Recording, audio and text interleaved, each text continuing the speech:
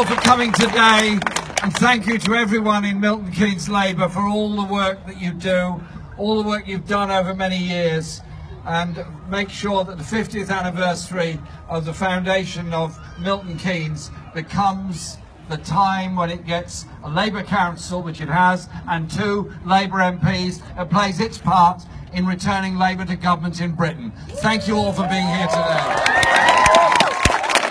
And indeed, those that founded Milton Keynes did have inspiration and did have vision. Vision about a city with open space, vision about a city where people could grow and live, and a city which has, I'm pretty sure I'm right in saying, more trees than any other city anywhere in this country. I've only counted the first 100,000. I'm sure I wasn't going to mention roundabouts, but since you brought the subject up, there are many of them. But I say to you, as a very keen cyclist, well done Milton Keynes on being so prescient in cycle routes and cycling all over the city. Cyclists love roundabouts, as you know. And can I thank you all for the work you put in the general election campaign.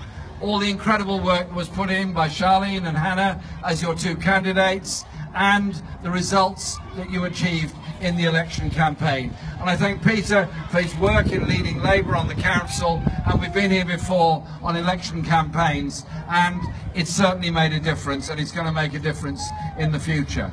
Because we are putting this Tory government on notice, we're putting Tory MPs on notice. The election campaign ended on June the 8th, and the campaign to elect a Labour government started on June the 9th.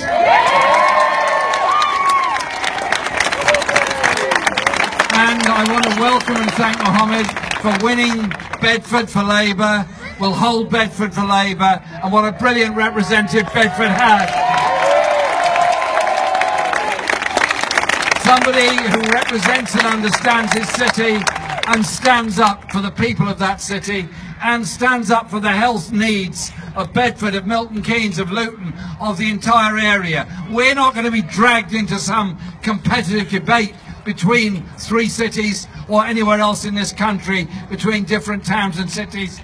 We want good quality healthcare for everybody, everywhere. And that is why John Ashworth has made it very clear that one of his first actions on becoming Secretary of State for Health will be to suspend the sustainability and transformation plans and look again at the whole thing to make sure we have healthcare free at the point of use for everybody in every part of the country. Now, the election campaign was the most amazing experience that many of us have been involved in. You recall when the campaign started, when Theresa May decided she wanted to have a general election, the doom merchants and the experts and the commentariat and just about everybody else wrote off Labour and said, it's a walk in the park, the government can't lose. And indeed, the media sort of portrayed it in that way. But something different happened. We went out there with relentless determination and optimism. We would take the Labour message to every single part of this country. I did 100 events during the election campaign. That was just a dry run, a dress rehearsal. Next time, we're going to do even more.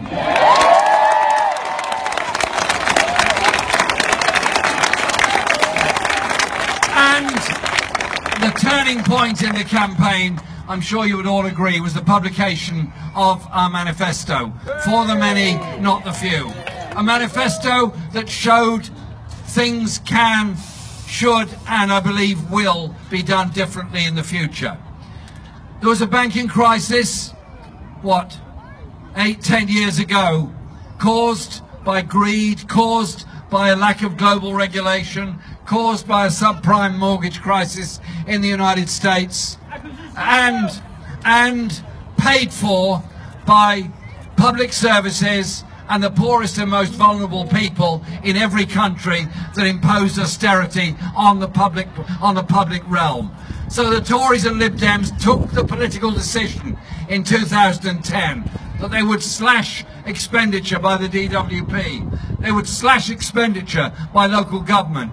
They would freeze, hold and cut some elements of health expenditure, and particularly leave us with the crisis we now have in housing, in health, in education and so many other areas. So quite simply in our manifesto what we said was this: we reject the politics of austerity. We as a Labour Party and a Labour government would be a government dedicated to investment, to jobs, to equality, to justice, to the people of this country, rather than an ever-widening gap between the richest and poorest in Britain. That was the message we took all over the country in the election campaign. And despite the way in which most of the print media treated us, refused to report what we were saying, or simply just peddled abuse against individuals in the Labour Party, we took another vow. I don't care what anybody says about me or about other people, because the levels of gutter abuse that they fell to says much more about them than it does about any of us. I've not the time, the inclination or the energy to waste on that kind of debate. I treat people with respect, and I expect to be treated with respect in return. A political argument is worth having. Personal abuse is never worth having under any circumstances. And so we campaigned positively in the election. And I want to thank all those that did so much work before the campaign itself started, which was to ensure that those many people who had never voted before, never registered to vote before, or young people who felt that politics had passed them by, decided to register to vote because of the online and the doorstep and the shopping centre and the college and the university campaigns that we mounted. More than 2 million people registered to vote during the election campaign. What an amazing achievement. And as our campaign went on all over the country, more and more people came forward, more and more people joined in. It wasn't a young person's campaign, it wasn't an old person's campaign, it wasn't a middle-aged person's campaign, it wasn't a political activist campaign, it was a campaign of people of all backgrounds, all communities, and a very wide range of views who simply wanted a country dedicated towards equality, justice, fairness and opportunities for all our young people that are so often denied. That's what we were about, and that's what we put forward in the campaign. And you can see it on the streets throughout the campaign as more and more people joined in. And you know what? At the end of it, the Labour vote went up between 2015 and 2017 by 3 million. The biggest increase in the votes for our party than at any time since before I was born. Any time since the great election of 1945 that elected that radical Labour government. So, the Tories didn't get the majority they thought they were going to get. Didn't get the mandate they claimed they were going to get, didn't get the approval they said they sought. Instead, they lost seats, we gained seats. We came so close to winning another 20 seats as well. We weren't that far off, and in many others, we were coming very close as well. And so, what do?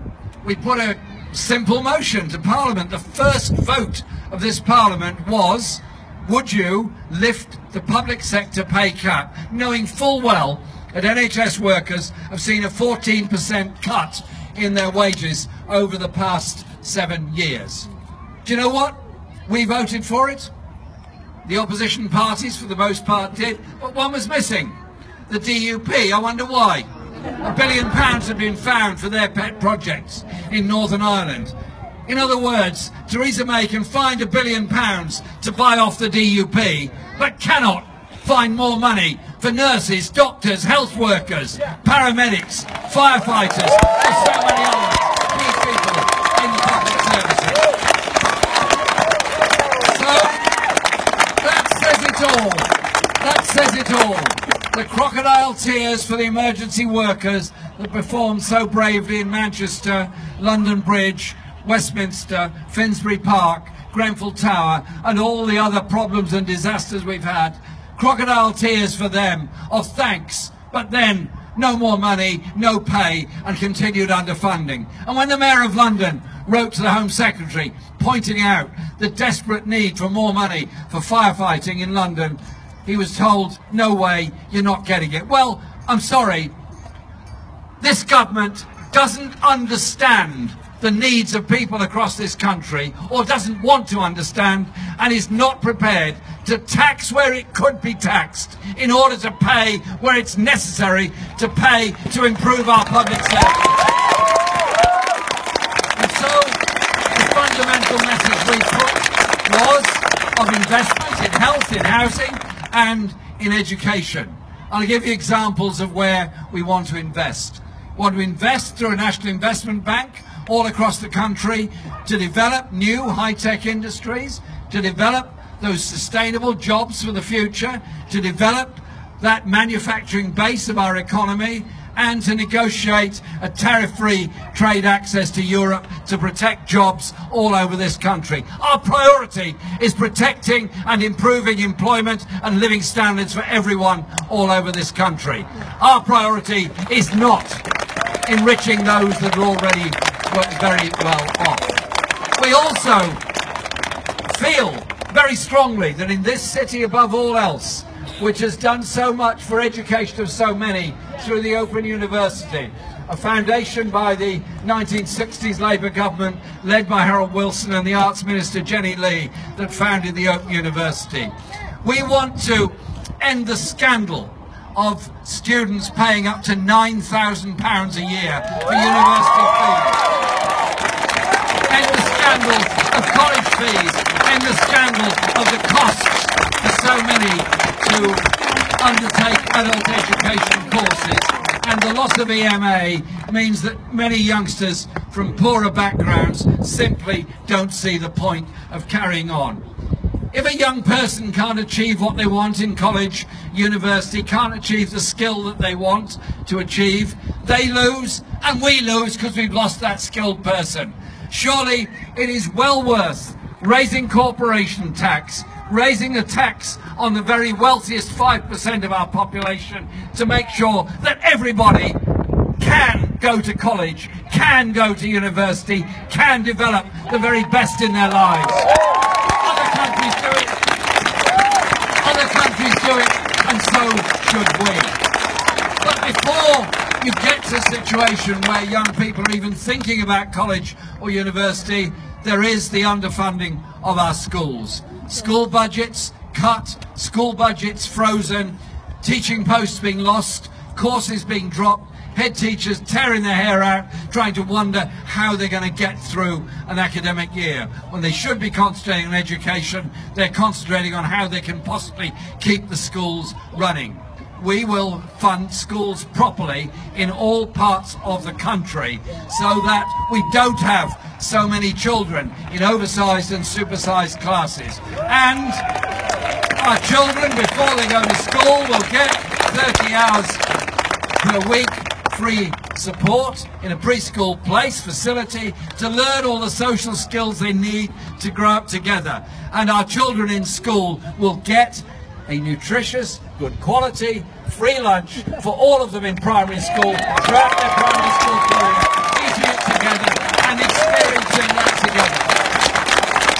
But education isn't just about the lessons, the learning and the curriculum. It's about so much else. It's about unlocking the creativity, the ambition of all of our children. And hence, I'm very proud of the few lines in our manifesto which simply said this: Labour will introduce a pupil arts premium so that every child in every school will have the opportunity to learn a musical instrument during their school career. And this is something that is beneficial educationally, beneficial in every other way. And I take my hat off to those schools that already do it by whatever means they can manage. I want to see central government support for it, and that will of course play into supporting local theatres and arts groups as well, so that we are a creative people. All of us are creative. There's creativity in all of us. Unlock it in all of our children so they get that chance. Education has to be the base of so much of what we achieve in life. But a child growing up in insecure housing, a child growing up with the parents homeless, being moved from one temporary accommodation to another in so many parts of the country, less likely to achieve in school. And Peter's quite right to point out the issues of housing. Milton Keynes was founded as a place, a city, as a new town that would provide good quality housing for all. And it's grown, and it's provided great quality housing for large numbers of people. But, like everywhere else, there is a housing problem. There's a housing problem if the whole housing strategy is so misguided as to ignore the role of local authorities, of councils, in building housing, to ignore the crying need for regulation of the private rented sector, and to give councils the planning powers to make sure that new big private developments have at least half of them as genuinely affordable for people to move into on a local level. So we are developing our housing policy, which will include building of 500,000 council houses across the whole country, and will include proper regulation of the private rented sector. This morning I was in Reading talking to a group of people who are running a homeless charity, and indeed some of the people who are benefiting from the work they do. Fantastic work they do, great support they're given by Reading Council, but everyone agreed the real problem was Reading Council, like every other council across the country, is not given the resources and support that it needs in order to build the next generation of good quality, sustainable, energy efficient council housing to give decent quality, lifetime accommodation for its tenants. Insecurity in housing is something that is unnecessary, unfortunate and wrong. And so we mount that campaign on this. And this campaign this summer is about taking the Labour message all around the country. Last week we were in the southwest.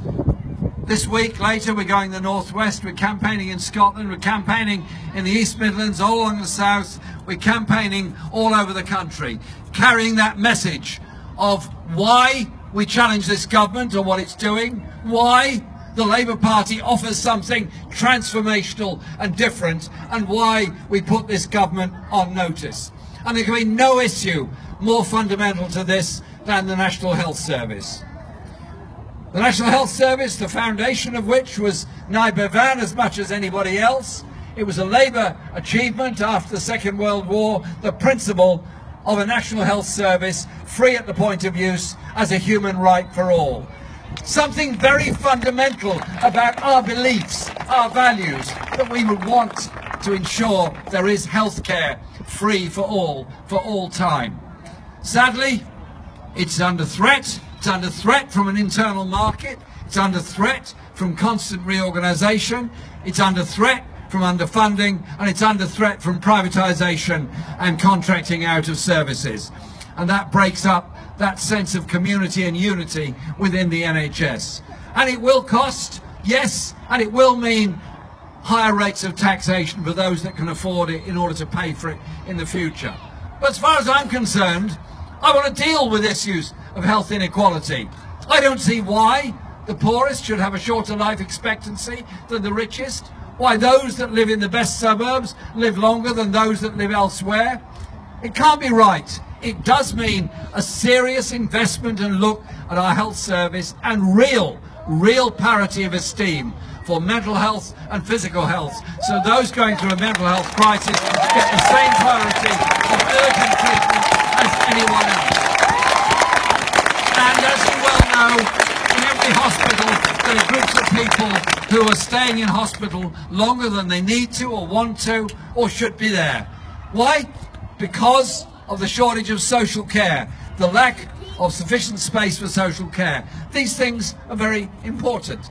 Therefore, alongside our National Education Service that will ensure proper investment across the whole country, we will establish a national care service to ensure there is decent quality social care available for people in all parts of the country. No more sweetheart deals between a Tory government and Surrey County Council.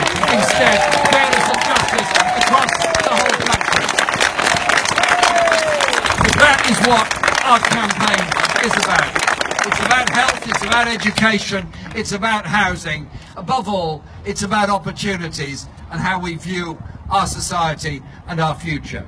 We challenge the politics and economics of austerity. We challenge the idea that a government can do nothing when other governments try to walk away from something so crucial as the Paris Climate Change Accord. I tell you this, a Labour government in Whitehall, a Labour Prime Minister in Downing Street would not be afraid to pick up the phone to Donald Trump and tell him quite simply, you are wrong. The Paris Climate Change Accord, and if we want to sustain this planet, we have to work together to protect it and reduce levels of pollution and pollutants that we're pumping into the sky. We have to do all of those things. So we work with other countries to achieve it. That is what a Labour government would do. Our party was founded by brave people who were angry and fed up with the levels of poverty they found around them, the exploitation of people in work, the lack of trade union rights, the lack of workplace rights. The whole narrative running through the history of our party is about good quality public services, but it's also about rights in society. Rights to not be discriminated against because of your gender, your race or your disability. Rights at work to be able to be represented by an independent trade union speaking up for you. So on May Day during the election campaign, we did, and I'm very proud of it, produce a 20-point workers' rights charter so that you will get full rights at work from day one of your employment, not at the end of 2 years. We are determined to achieve all of those things. And in our election manifesto, we put forward the ideas that we carry forward. We're challenging this government, challenging them by this campaign all summer, challenging them in Parliament and challenging them over austerity, over cuts and over the incompetence with which they're not protecting so many jobs and industries in this country. And we take that message out there proud as a Labour Party, proud as a party whose membership has increased even further since the general election and is now over 575,000 members. And so in our campaigning, it is about taking the argument and message out there. And I must have said this at every meeting I went to in the general election campaign. In elections, yes, knock on doors and identify how people are going to vote. The better that on voting day you can knock on the door ever so politely at 9 o'clock in the morning and ask if they've forgotten to vote. Knock on the door again at midday and slightly less politely remind them it is election day. At 4 o'clock be fairly blunt with them. By 8 o'clock be quite assertive. And by 9:30 you can be pretty blunt altogether and say, listen, if you want to get rid of a Tory government, if you want a Labour MP, if you want all the things that we're going to do together to achieve, you need to get out there and vote for it. But it's not just what we do in the 3 or 4 weeks of an election campaign or in the fever of polling day itself. It's what we do over the months beforehand. The way we have those conversations with people. The way we look at how our policies could impact and develop towns and cities across the country. What the housing impact would be on Milton Keynes of a Labour government working with a council that wants to improve and develop housing. A Labour government that wants to invest in high-tech sustainable jobs and industry. A Labour government that wants to invest in health. A Labour government that wants all our young people to achieve more. A Labour government determined to achieve environmental sustainability for everyone in all parts of the country and indeed make our contribution globally on that. So those discussions, those debates, those plans come together now to do it. Come together now to make your demands. Come together now to contribute on how we develop our policies. Because the more people that are involved, the more people understand what we're doing, the more people understand why we're doing it and what we're saying, excites people, brings them together. So whenever this Tory government finally gives up the ghost and realises it can't carry on, we're ready and able to take it over. Because, you know what? They're retreating. John Prescott toured much of the country with his friend Freddie the Fox. He borrowed it from his granddaughter, and pointing out the idiocy of a government that is simply saying that they're the party of the 21st century, and their contribution to the 21st century is what? Bring back the grammar school and bring back fox hunting. Well, we're not going to do either.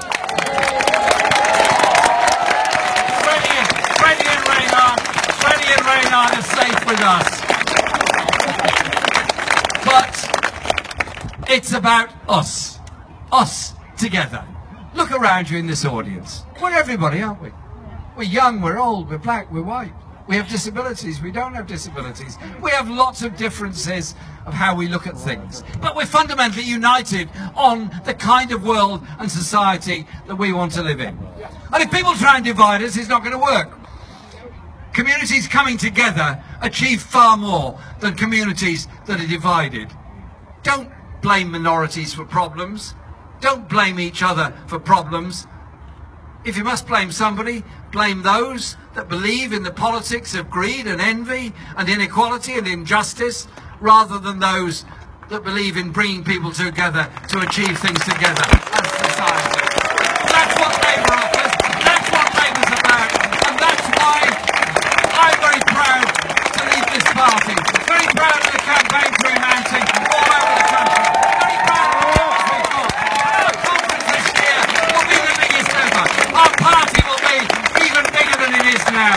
So that we together, people together, can and will transform our society into one that cares for all and doesn't walk by on the other side while others face poverty, injustice, homelessness and misery in their lives. Together we can do it. Are we up for it? Yeah! Are we going to win? Yes! Thank you very much. Milton Keynes.